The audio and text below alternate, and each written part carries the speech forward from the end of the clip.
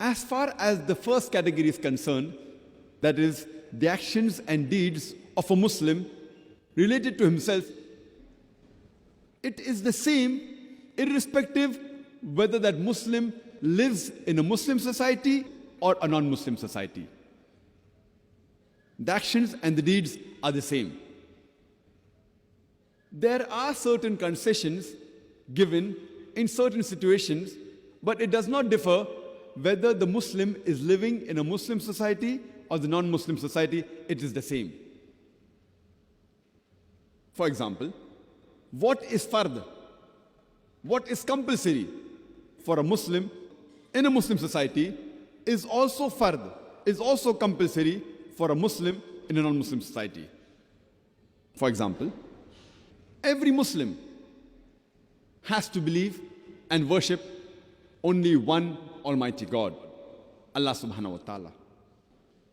Irrespective whether he's living in a Muslim society or a non-Muslim society, he should believe in Tawheed. He should worship only one Allah subhanahu wa ta'ala. A Muslim has to pray 5 times a day, minimum, in a Muslim society. The same has to be done by that Muslim even if he lives in a non-Muslim society. Fine, there may be different situations. In a Muslim society, there may be a mosque in every area. There may be a mosque in every second street, which may not be the case in a non-Muslim society. But yet, if a Muslim is living in a non-Muslim society, he has to offer 5 times salah. It is compulsory. It is fard. If the mosque is not close by, or he has to travel long and he cannot do that, he has to offer salah maybe in his office or at home, but salah is fard. He has no excuse to miss it. A Muslim, irrespective whether he is living in a Muslim or a non-Muslim society, he has to give zakat, if he is entitled to give. If he has a saving of more than the nisab level, more than 85 grams of gold, he or she should give 2.5% of that excess wealth, of that saving, every lunar year in charity. A Muslim cannot say that he is living in a non-Muslim society and the standard of living is high, or the place where he is living, it is expensive, therefore he will not give zakat. If he has a saving of more than the nisab level, 85 grams of gold, he or she should give zakat every year. A Muslim, irrespective whether they're living in a Muslim or a non-Muslim society, he has to fast in the month of Ramadan. If the days are short in winter, maybe the timings will be less. If it's in summer where the days are long, the timing of the fast would be longer. But he has to fast compulsory. He has no excuse. If he lives in a non-Muslim society, he has no excuse. He has to fast.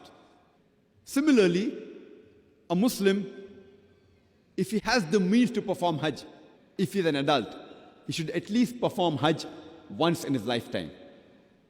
If he has the means, health, and money, he has to offer Hajj. There's no excuse, even if he's living in a non-Muslim society. He may be living far away from Saudi Arabia, from Makkah. But if he has the means to travel that distance, he has to offer Hajj, at least once in his lifetime. It is fard. In this way, all the farais, all the actions and deeds which are compulsory for a Muslim in a Muslim society is also compulsory in a non-Muslim society. A Muslim woman, she has to do hijab, irrespective whether she's living in a Muslim or non-Muslim society. She has no excuse that she's living in a non-Muslim society. That's the reason she will not do hijab. There's no excuse. It's a fard. It has to be done. In this way, all the other fards, being honest, speaking the truth, it is the same. It does not differ. Similarly, what is haram for a Muslim in a Muslim society is also haram for a Muslim in a non-Muslim society. Whichever part of the world he lives in, shirk is haram. He is living in a Muslim society. It's also haram if he's living in a non-Muslim society. There's no excuse that because he's staying in a non-Muslim society or a Western country, he can do shirk. It's haram throughout the world. Similarly, fornication and adultery. It is haram for a Muslim, irrespective whether he's living in a Muslim or non-Muslim society, irrespective which part of the world he lives in. Pork is haram, whether he lives in a Muslim country or non-Muslim country.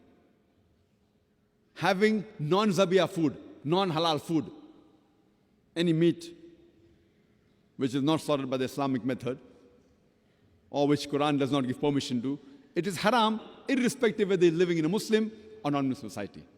In short, whatever is fard and whatever is haram for a Muslim, it is the same throughout the world, irrespective whether he's living in a Muslim or a non-Muslim society. There are many Muslims who give excuse that because I'm living in a Western country or because I'm living in a non-Muslim society, some things are excused. What is fard is fard. What is haram is haram.